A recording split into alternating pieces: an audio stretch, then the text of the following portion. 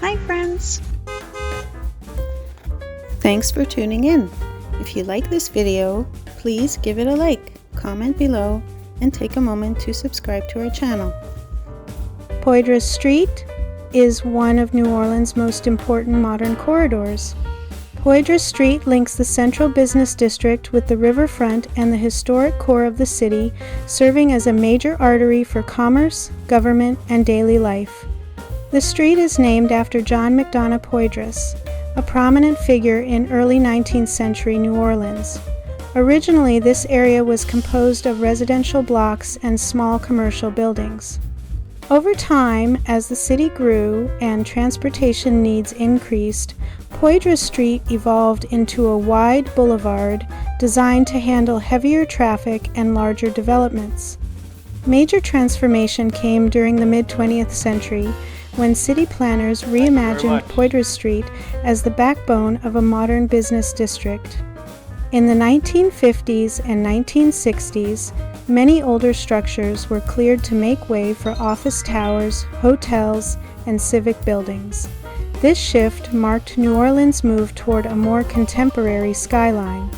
As you drive along Poydras Street today, you'll notice a concentration of high-rise buildings that house law firms, financial institutions, and energy companies.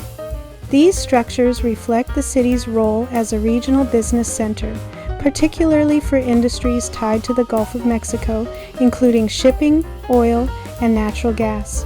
Poydras Street also plays a central role in New Orleans' sports and entertainment landscape. The Caesars Superdome, located just off the corridor, opened in the 1970s and quickly became one of the city's most recognizable landmarks. It has hosted major sporting events, concerts, and historic moments, including Super Bowl games and large-scale community gatherings.